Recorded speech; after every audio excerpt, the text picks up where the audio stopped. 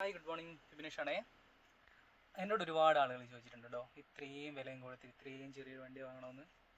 ഇതിൻ്റെ കിലോമീറ്റർ ഒന്ന് നോക്കിട്ടോ, 2082.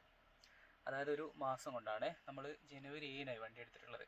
അപ്പോൾ ഇന്നലേക്ക് ഫെബ്രുവരി 7, അപ്പോൾ ഒരു മാസം കറക്റ്റായി.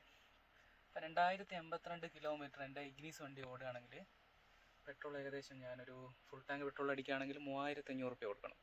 ഒരു 350 അത്രേ കിട്ടുള്ളൂ, അത്ര കിലോമീറ്ററേ കിട്ടുള്ളൂ.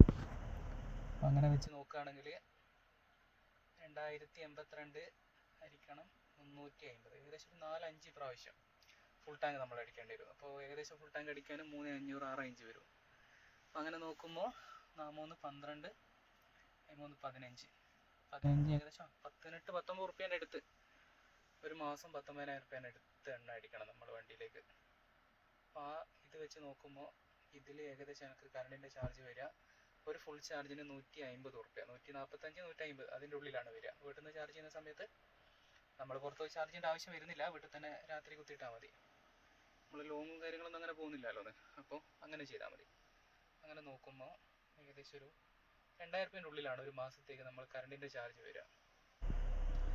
ഏകദേശം നമുക്ക് പെട്രോൾ അടിക്കുന്നതും കറണ്ടിൻ്റെ ഇതുമായിട്ട് വ്യത്യാസം വരുന്നത് ഏകദേശം ഒരു 18,000 റുപ്യ അതിൻ്റെ ഉള്ളിൽ ഒരു മാസം കൊണ്ട് നമുക്ക് ലാഭം കിട്ടും. ഏകദേശം ഒരു ഐഡിയ കിട്ടിയിട്ടുണ്ടാവുമല്ലോ, ഇത്രയും പൈസയും കൊടുത്ത് ഇത്രയും ചെറിയ വണ്ടി എടുത്ത് എന്തിനാണെന്നുള്ളത്. ഈ ചെറിയ വണ്ടി എടുക്കാൻ കാരണം എന്ന് വെച്ചാൽ വീട്ടിലേക്ക് ചെറിയ വഴിയാണ്. ഇപ്പോൾ വലിയ വണ്ടികളൊന്നും, ഇലക്ട്രിക് വണ്ടികൾ വലിയ വണ്ടികളാണ് അത്യാവശ്യമുള്ളത്. എൻജിൻ്റെ വണ്ടിയായതുകൊണ്ട് അത്യാവശ്യം ഇതിനെ വിശ്വസിക്കാം, പറയുന്ന റേഞ്ച് കിട്ടും. 200 കിലോമീറ്ററാണ് ഇപ്പോൾ നിലവിൽ കിട്ടിക്കൊണ്ടിരിക്കുന്നുണ്ട്. അപ്പോൾ അങ്ങനെയാണ് കാര്യങ്ങളുള്ളത്.